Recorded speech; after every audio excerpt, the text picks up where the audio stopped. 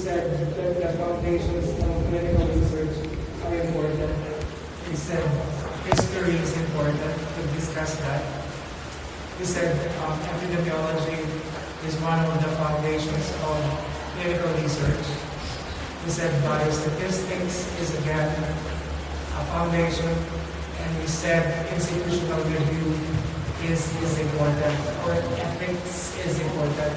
So these are the foundations that we want to drill with all of you because it's important. Important in your careers when you want as physicians, because we'll be dealing with this every so often. So we discussed this. I have some old materials that we discuss. I don't know if when you were first year we've done this. There were so many class suspensions from first and last year. So let's just go over this again because it's important. Again, I always put it in context. It's easy to understand things if it is in context. It's sort of in a nutshell. So always put things when you're dealing with things. Your second year, so now it's the knowledge is a bit more patchy, but as you move up in your medical education, you tend to find things together already and you have a bigger picture.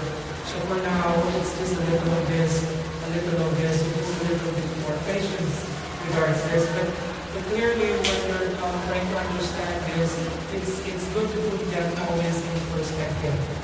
So always a big picture, and then you go more general, and then you go more specific. So the forest, and then the trees. Now it's more tree, and then you generalize the forest. It depends on how sort of the way you study. But clearly, it's nice to put things in context. Easy to understand. Need not memorize everything. So just put ethics in context. Always, we started with the Hippocratic Oath, Hippocrates, 2,500, at least 2,500 years ago. This is a father of medicine. And the ones after that would be very recent because of world events. What actually triggered, we've discussed before that the clinical trial is easy to divide and dichotomize into pre-genre, meaning the scurvy trial, and then after that. Similar to this, the leaps in clinical research actually happened just 20th century, after the World War II, because World War II was the pivot to a lot of this inhumanities that experience, the world has experienced. And this is basically the byproduct of it. So it started with the Nuremberg trials, which is the trials for the Nazis who actually exterminated, you all know the story, and experimented on the Jews. So basically, all of this is a byproduct of it.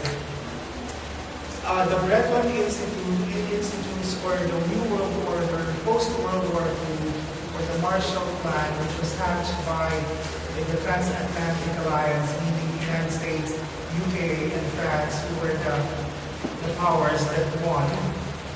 Basically, they set this up. So let's go over this. And then these are the basis for bioethics nowadays. This is what actually being followed until very recently when there are so many challenges to it. So we'll go over it again today, just sort of review. So we said ethics, everyone, it's something personal. If it is personal just for you, it is a prayer. Your prayer, which is your innermost sentiments or desires or your aspirations for something better, for something higher, if you make it a bit more public, or if you make it public, it becomes an oath. We've discussed this before. It's basically the same. It's just that the other one is personal, the other one is an oath. So it's publicly. So public officials take their oaths. When you become a physician, you will take your oath. So it is public. You say that I will abide by this. I swear testify and I will follow the precepts in terms of ethics. So that's basically the whole. Trinity is something institutionalized, something codified, such as like the Medical Act of the Philippines way back in the 50s. So that's codified. But basically, it is a guide, or not necessarily a guide. It is mandatory. These are mandatory. It's not obligatory.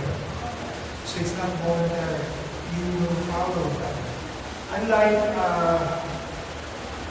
Unlike the statements, these are imperatives. When I say imperatives, you may or may not follow. A creed is legal, everyone. It is ethical and it is legal. So then therefore it is mandatory. Those are the two differences. Okay. Next. Here. I wrote it here. It's basically the same. Alright, there. Imperative. So moral imperative. It's something that you are advised, but it is not actually mandatory. But something that is ethical, you have to follow, of course. Okay. We're not going to go over this. This is the, as we discussed before, this is the archaic form of the Hippocratic Oath. This has been revised. When you do your Hippocratic Oath, when you graduate, if you're become physicians, you'll have a new one. So basically, it says all the precepts that you must follow, all of this. And he interrupted the Hippocratic Oath. Okay, we move on.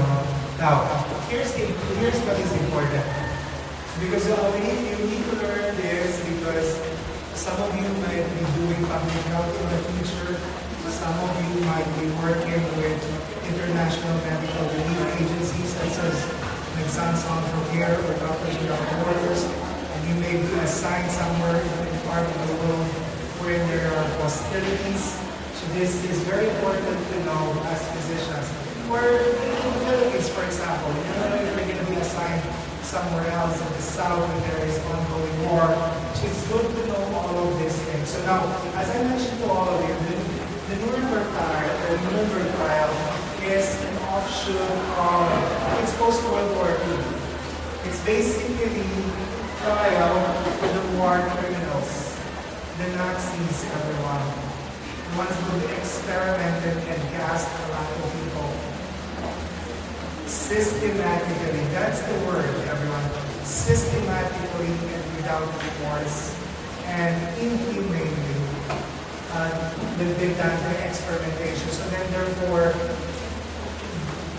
the law was being there on them, mainly by the winning powers, the United States, France, as well as the United Kingdom. And these are the three things that I want all of you to remember, because these are important. You don't know when this is going to happen. There are such things as crimes against peace, war crimes, and crimes against humanity. So now let's put them in context of ethics.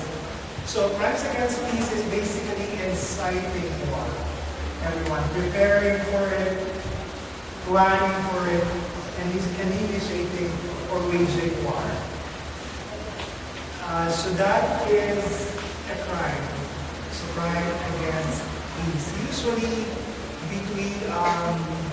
within a nation with different tribes, between different countries, with different ideologies, and we're seeing this mainly in Africa because of tribalism. So crimes against peace is one. Second, crimes against humanities. I think you're familiar with this. The word basically that you must remember would be, it's something that is systematic. Ginagawa siya on and on and on. It's just not isolated, not random. You do it systematically, planned. And it's usually against civilians, everyone, not the military. And the other important element of it is that it is tolerated by all authorities, in fact, instigated by them. You know, a very good example, correct? And that's it. So it's pending in courts today. So, crimes against humanities are serious, everyone. Examples would be murder, extermination of people, enslavement. We have abolished slavery, but if you enslave people, it's a crime against humanity. Torture. Torture is unacceptable. Waterboarding is unacceptable. Rape as an instrument of war is not. But this has been used in Africa. Well, it's unethical, it's illegal, it's criminal, to say the least about it. Forced disappearances, desaparecidos in Latin America, or the missing saboneros, correct? Can you consider crimes against humanity? That's a good thought. So basically, this applies mainly a supranational. If the judicial system in the country is working, then that is the penal code of that country applies, not this. This is much more higher, international, when impunity is not actually addressed by the local situation, so then there is a recourse for humanity up higher, correct? Yun. So that was the idea of this. Right, and then apartheid in South Africa. So these are crimes against humanity. And then the third one would be war crimes. So these are serious breaches of international law. So my dear students, even war, there are rules. Warfare have rules. You cannot just indiscriminately point your gun to me or to you. There are rules. Clear? That needs to be followed. Even though we are antagonizing each other, there are rules. And these are the rules of war and the rules of armed conflict, which we as warring parties must abide and respect. And what are this? Because these are part of ethics, although we're thinking about clinical ethics, but this is a greater understanding of your role as physicians. So these are very important concepts, everyone, and you must remember this: combatants. Civilians are not lawful combatants. You are not part of the war that we're going to be waging. Correct? The lawful combatants are the military people who wear uniforms and boots. Correct? That's why they must be in uniform. Not your blazer. Not your white blazer. Correct? So those are the lawful combatants, in contradistinction to civilians, you as medical students. Clear on that? Part of the combatants will be this: the spies and the saboteurs. They are combatants. They are legitimate targets in a war. So whoever is a spy here, will give you notice. You are a legitimate target. And specifically for a saboteur, right there. Private persons engaged in war, and paramilitary, personal army. It was rampant early on, especially amongst politicians. They are combatants, everyone, legitimate targets again, although not wearing the uniform, which you're supposed to. The uniform and the boots distinguishes them, or the local combatants from civilians, and that's one of the rules of war. Military attaches, yes. They are hard. So there's always a diplomatic to and fro between warring parties, talking, trying to figure out things, smooth out things, or talk about bargains, etc. So these are part of the combatants, military attaches, usually ambassadors, diplomats, humanitarian staff. If you are part of an international medical relief organization, you are protected by the Geneva Convention, theoretically. However, as has been seen in Palestine and Israel recently passed out, this has been under threat, correct? Yes. Exactly. We'll talk about that a bit later. Humanitarian staff must be and should be protected from violence, from this war. They may be collaterals. That is different. But the rule is minimize collateral and then target legitimate military areas. Civilian support of the military and belligerents. What are belligerents? Some of you here are belligerents. You do not want to follow rules. Basically, belligerent. You are belligerent. Hell, you are part of warfare. So, very important to distinguish this.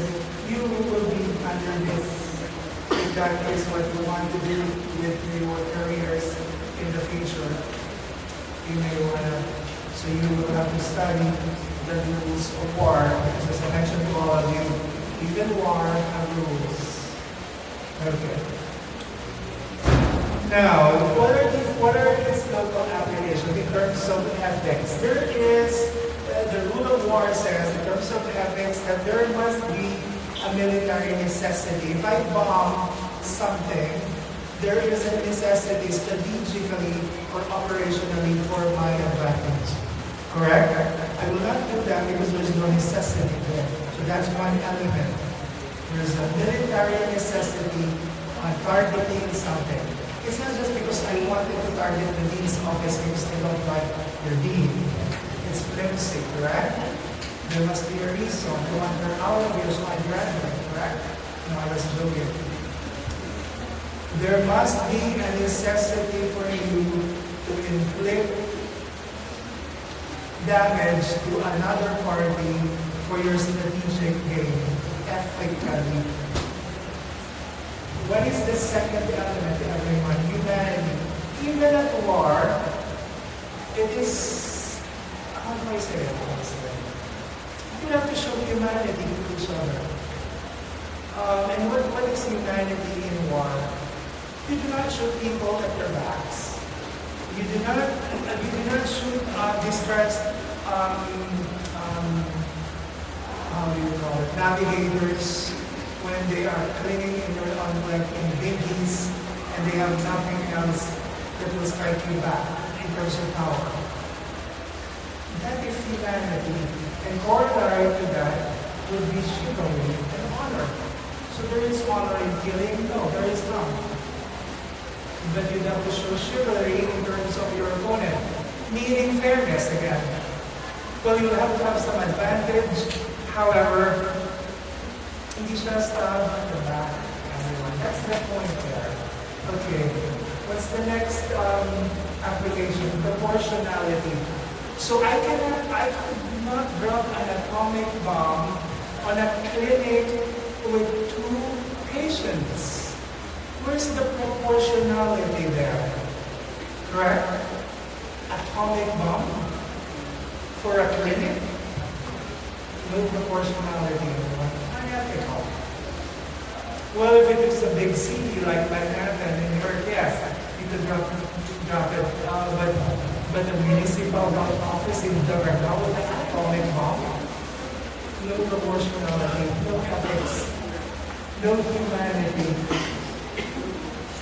It's against the law of armed conflict. Well, not everyone would abide with. That's the point. However, this you must know because you will be in the medical profession and there is ethics that we have to guide you in terms of your practice because that's very important. So we're not just talking about clinical practice, we're talking about a greater application to it. Now, the rule, we're almost done. The Nuremberg Code is basically this. We're not going to go over this. I'll leave it up here to read on this. I wanted to highlight the more important ones though.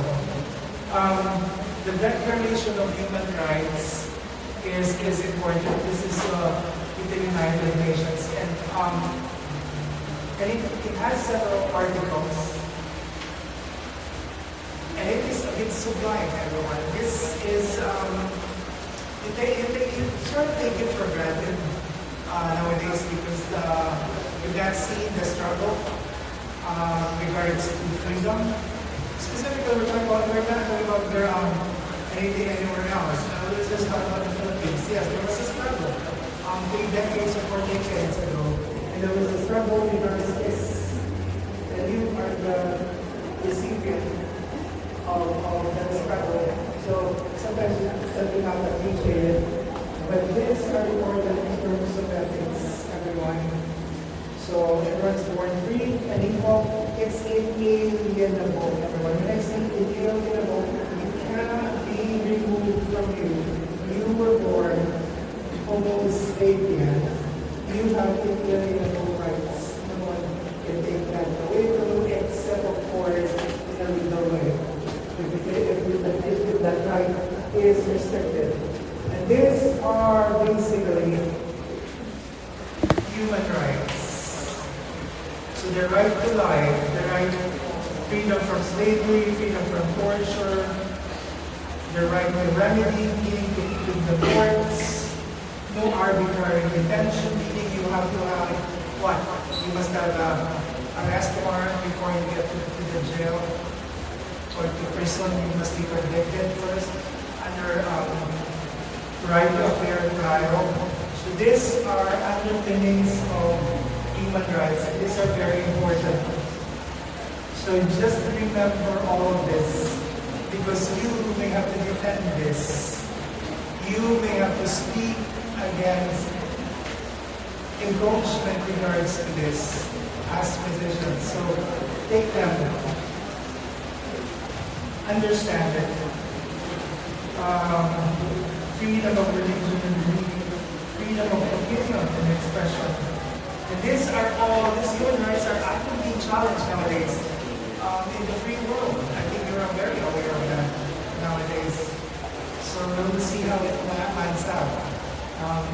But in medicine, you will have, where is the more important ones here?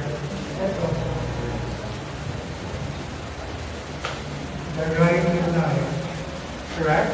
So then there's a question about euthanasia, and then there's a question about abortion.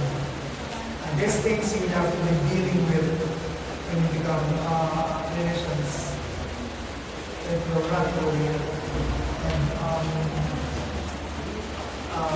then you have to make choices in these things. Okay. Moving on. Now, the Declaration of Helsinki is another foundational instrument, or how do I say it? Underpinnings in terms of bioethics. And these are and then we've basically discussed all of these things. When you were in first year, I've already highlighted to you what the vulnerable populations are that you have to look into. We've said these are women, these are minorities, these are children, these are internally displaced people, people deprived of liberty, people with disability. These are the vulnerable peoples that you have to look for, specifically in your work in research. And then what is important is informed consent. The next time we'll discuss it. Informed consent is necessary because of the 4 principles that we will describe or discuss today. And of course, the privacy and confidentiality. And we've discussed this when you were in first year, so I'm just reviewing this with all of you. So let's go over them in depth. And focus i-emphasize ulit sa inyo kasi ito, lagi ninyo iisipin. The Belmont report, everyone, has just 4 elements to it, and it's just very easy to understand. First would be, these are the 4 pillars, everyone. Respect for persons, or autonomy. Meaning to say that you have the right to decide what is done to your body at any circumstance. Meaning that I need to get consent from you if we need to experiment with you. And consent must be understood because there is asymmetry in knowledge or understanding. You as physician have greater knowledge compared to the usual people walking there or your participants. So you must explain. So the first thing would be respect for people, everyone, always autonomy. These are the intellectual constructs as we discussed before. Autonomy. Respect for persons. All the time. All the time. So you do not you're not faulted or you do not bring injury to other people. So respect for persons. Second would be beneficence. Well, always for the benefit or for the good of your patient. Yun lang naman yun. It's not to take advantage of other people, but to impact either their survival, their improvement, or their well-being. Beneficence, benefit, good. Very easy to understand. Second to that would be non-maleficence, meaning do no harm. So first thing to remember is, if I'm going to do something, is it going to harm someone else? So stop think and understand if it is beneficial and it does not do any harm. So it's in tandem, beneficence and non-beneficence. And then lastly, as I've discussed with all of you time and time again, justice, everyone, the construct of justice, which is distributive justice, which is, in other words, fairness. Correct? We've discussed this before. Fairness, I've said, fairness to people who do not look like you. Fairness to people who don't speak like you. Fairness to people who have a different preference than you. Fairness to people who are minorities. Fairness to people who are vulnerable. Fairness to people of a different religion than you. Fairness to people who have a different opinion than you. Fairness, basically. So those are the 4 underpinnings, the constructs. And the way we operationalize this would be in a different pattern. We operationalize autonomy through getting your informed consent. So that's the tangible thing of something that is intellectual. So how do I translate autonomy? I get your consent. And what is the tangible solid evidence for it? The informed consent that I will sign to take part in your study. Clear? Okay. Now, how do we operationalize beneficence and non-maleficence? We do what? We do ethics and technical review, which we will be discussing, meaning institutional review. We will see that what you're going to be doing or experimenting would be for the benefit of your patients, for the greater good, for new knowledge, for translation of research, for better outcome all the time, to decrease morbidity, control mortality, control infant mortality rate, maternal mortality rate. Basically, that's how we operationalize the second and the third element of the intellectual construct that we discussed. And then lastly, how do we do justice? How do we do this? institutional review board again, everyone. So I said, as I mentioned to all of you, IRBs, every big institutions in the Philippines or anywhere in the world, we have institutional review boards. I'm not so familiar with the university asset, but these are the police, these are the people who will be checking your proposals, your researches, so that make sure that they conform to the tenets of all of those this four. Just this four: autonomy, beneficence, non-beneficence, and justice. Very clear on that. Okay. And then a few more things. Now, here's where we are currently. Here's where you stand nowadays. GCP stands for Good Clinical Practice, everyone. So as when you become residents or fellows in a few years from now, because all of you will be required to have your researches so that you can graduate and become fellows, you will all be required while in training to do your Good Clinical Practice seminar. What they do is basically what we do here. We teach you the ethics, all of you discuss how to do research, how to do it properly, etc., etc. That's good clinical practice. So that's where we stand now. And how did we come up with the GCP? It is harmonized, everyone. It's a consensus document, and it's a product of discussions, multi-country, multi-specialty, and then they come out with the basics of what it is to do clinical research. And these are the core principles. And before we end, let's just go over them. The first principle would be, it should be conducted in accordance with ethical principles. Self-explanatory. Always the risk and the benefits explained. So you tell your patient what the risks are in joining the research, and then what are the benefits. There should be no undue inducement, everyone. Meaning you join, and I will pay you. No, none of those. That's undue inducement.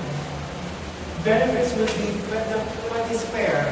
I need to go to the hospital for my follow-up, so I have to have someone with me, so then I have to pay for transportation and then lunch.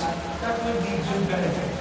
Not that you would buy them a Cadillac or a Porsche so that they could join the study. That's undue inducement.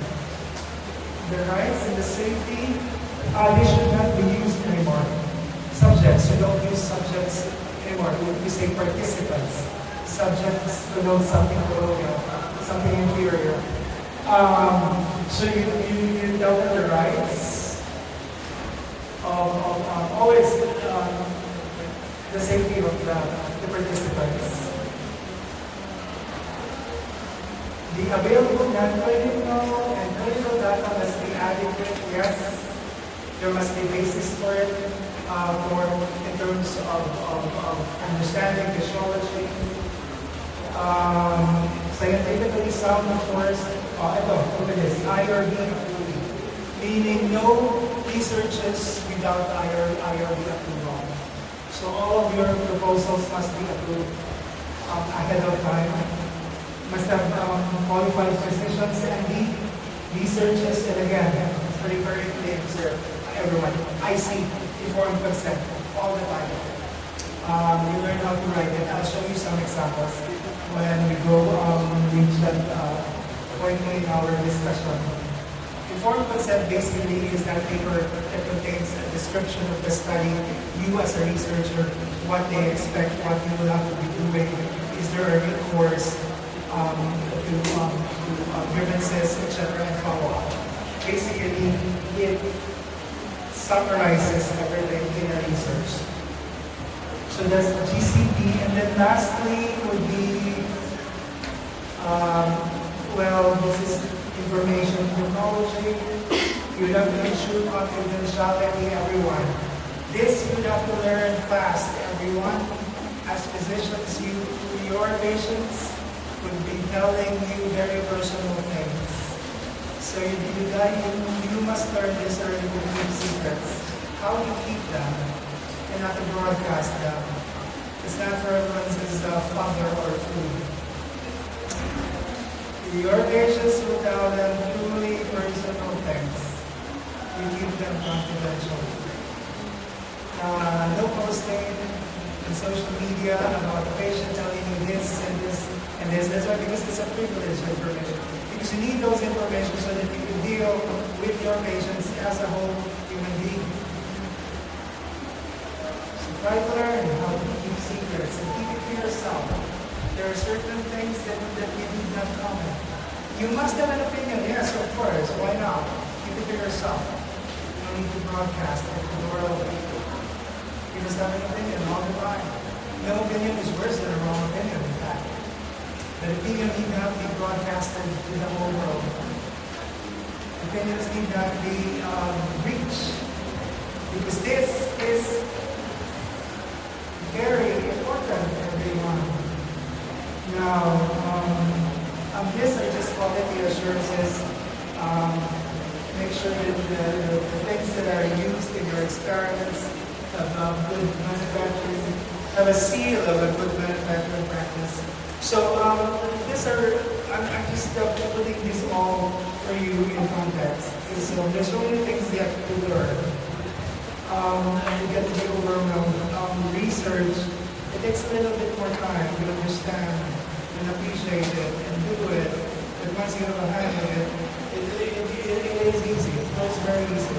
Because it's just trying to do the tenets that you discuss. Astronomy, beneficence, non-maleficence, and justice. So you're just putting them in practice. And the thing with research is it gives us new knowledge. And that's the point of doing it. That's why I asked you about translational research, because translational research indicates or suggests or means that you do bench research and then you translate it to bedside. So if you learn that aspirin works for acute coronary syndrome or a heart attack, then we learned that before and then we translated it and then we saw we've saved so many lives, well, that we've done well. That's clinical research. So clinical research, everyone, informs clinical practice. Clinical practice informs research in a way because it provides research problem. Did you get that point? So the two is intertwined. Clinical practice and clinical research. Again, I'll say it. Clinical practice informs clinical research because it provides you the problems, the gaps, the questions, the ones that you wanted to answer, correct?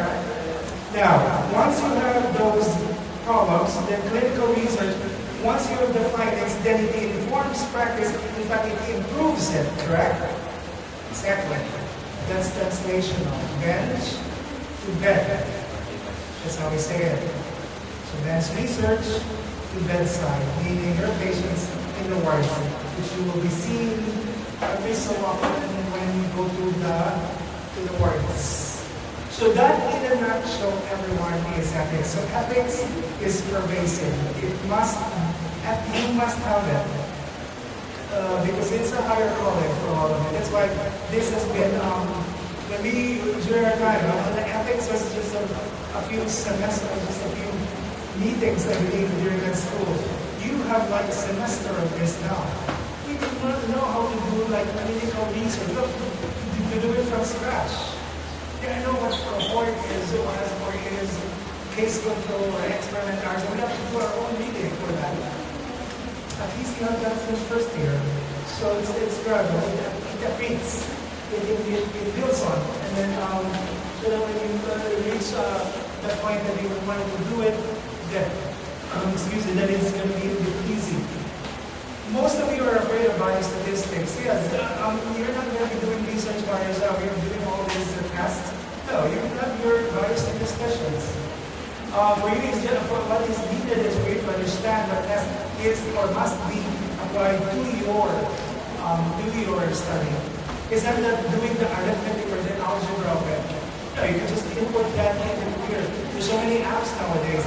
But what is important is how you choose which of these so many biostatistical tests that you have to apply to your patient. as you said, was like parametric, non-parametric, t-test, etc. Those are the nuances that you need to learn. But basically, you will not be doing it by yourself. So no need to worry too much.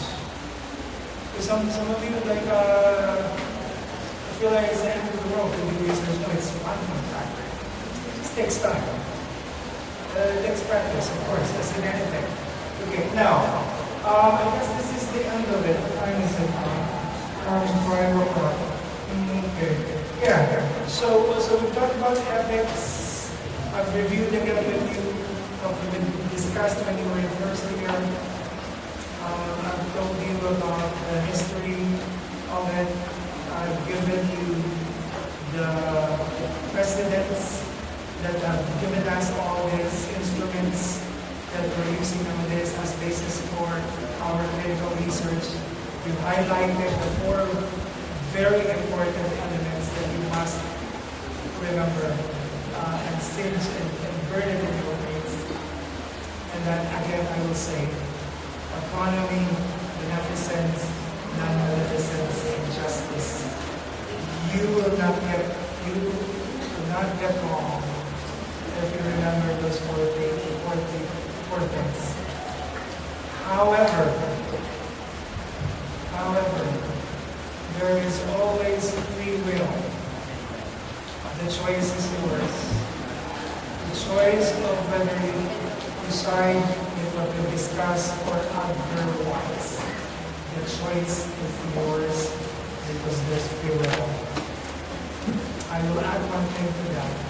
With free will comes accountability. There will always be accountability at work.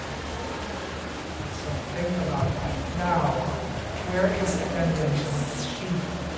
Everyone has signed? Do you have another class after this? No more exams? Why? You don't like exams anymore?